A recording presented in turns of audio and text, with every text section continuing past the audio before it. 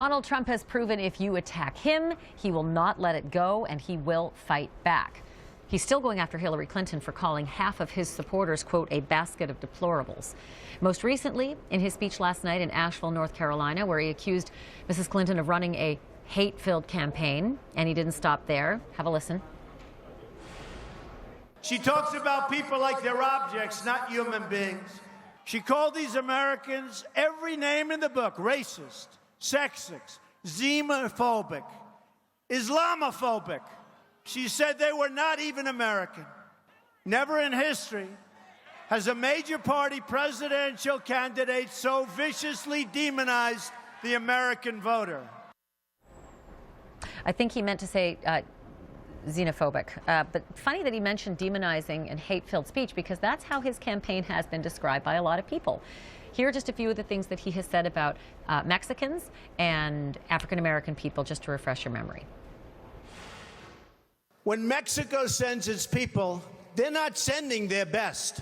They're bringing drugs, they're bringing crime, they're rapists, and some, I assume, are good people. It is a disaster the way African Americans are living in many cases, and in many cases the way Hispanics are living. What do you have to lose? I will straighten it out.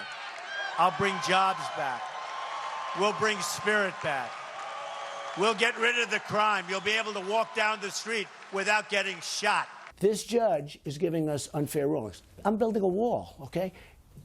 And it's a wall between Mexico, not another country. But he's not from Mexico. In my opinion, he's from Indiana. He's Mexican heritage, and he's very proud of it. I want to bring back my panel: CNN Stephen Collinson, Morgan State University professor and politics editor at TheRoot.com Jason Johnson, and from Charlottesville, Virginia, director of the Center for Politics at the University of Virginia, Larry Sabato. All right, Jason, so before the break, I told you I wanted to get into the this and that and how they treat the press, because a lot of times how they treat the press is how they treat the public, because we're asking questions on behalf of that pesky public. So we are a pesky press. Trump has treated the press deplorably. He's penned us up. He's blackballed people who've asked him questions he doesn't think is fair. Hillary Clinton has not been particularly great. There's no protected pool in either of their camps. And just last week, when a press person dared to question about that coughing, the quote was from the campaign, "Get a life." Now, that is not particularly good behavior on either of their parts. No, not at all. But I think the key issue here is this. Both of these campaigns are going to treat the press as badly as they're allowed to, and as badly as the voters are going to allow them to. The Clintons have always been very, very secretive, sometimes because they're doing bad things, sometimes because they're paranoid. Trump has thrown out people from Univision. He has threatened people. He has snatched press credentials from people that I know, even after they've already registered for things. But even more so than that, when he talks about his health next week, he's going to talk to Dr. Oz, who is not a journalist. So I think a lot of this is about both of these candidates realizing I can treat the press however I want. The voters are not going to hold me accountable, and that is unfortunate because we have real questions that need to be answered from both of these candidates before we go to the voting booth. So, Stephen Collinson, let me bring you back on this issue of the divisiveness. You know, there were supporters who were brought up on stage with Trump last night. I think there were a couple of educators, just, you know, average Americans who got up on stage and spoke to that crowd, effectively saying, I'm that Trump supporter. Am I one of those in the basket of deplorables? That's pretty powerful when you see that. Yes, it certainly is. I think, actually, it's very interesting. This is a stage of the campaign and a controversy that both campaigns want to talk about. The deplorables issue allows Donald Trump, as you said, to pose as this champion of heartland, blue-collar voters, to recreate that persona that helped him win the primary race, and to portray Hillary Clinton as this symbol of the East Coast patronizing elite. That's a good message for him in swing states. I think it may help him slightly among voters who are perhaps on the fence, but who have great suspicions of Washington and great suspicions of the media and the Democrats. It may push a few in his direction. At the same time, Hillary Clinton's campaign is very keen to engage on this. They believe that if the conversation is about whether Donald Trump's campaign is a repository for xenophobes and bigots and people who are sexist, that's good for them, because the way Hillary Clinton wins this general election is to drive out the Obama coalition from 2008 and 2012. That is the kind of message that could get some people to the polls who are perhaps sort of worried about whether, am I going to vote for Hillary, am I going to show up or not?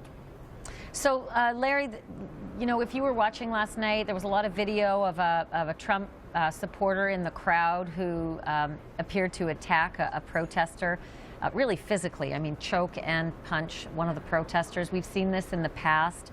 It doesn't seem to get a lot of play after about 2 to 3 weeks, but here we are again with new video of it.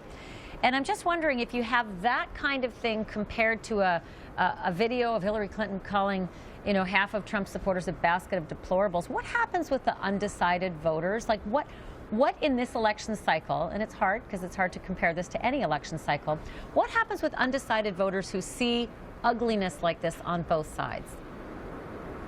Well, they may vote for Gary Johnson, the Libertarian, or Jill Stein, the Green Party candidate. They are polling together at least 10% of the vote, which is unusually high, at least for this point, for independents. But, you know, the truth is, we talk about these independents, it depends on how you define them in polling, but I would argue there are actually 10% or less that are truly undecided, maybe even mid to low single digits. Most people know how they're going to vote. They're leaning or they have firmly decided. It's very difficult to be undecided in this particular election. Most people have strong feelings about it. So I want to play something that happened on the morning show here on CNN on New Day Today, because sometime this week we're expecting at least more information about health, maybe from both of the candidates. Maybe Hillary will return to the campaign trail. She has said she's going to release more information. Donald Trump said he got another checkup from his doctor and plans to release more information. And Kellyanne Conway, head of his campaign, was asked about that original doctor's letter that made so many people outright laugh, the astonishingly good health letter. And here was her response. Have a look. Wow, you can laugh all you want at the medical report, but as far as I can see, there are two major party candidates running for president, and only one of them has pneumonia and lied about it, especially to the press, because she always thinks that she has. She treats you all like second-class citizens, won't have a press conference, and when she pretends to have a press avail, I'm going to be uplifting and aspirational now, then goes on to attack tens of millions of Americans the very next day. Well, that sort of migrated away from the health question, and I think the health question still remains big, Jason. The big part of it is, will this end up being battle of the experts, battle of the doctors? Whose doctor is more credible when it comes to what the campaigns are going to release? Well, actually, I think it's a matter of sort of voter perception, right? There's a gender aspect to this. There's an honesty aspect to this.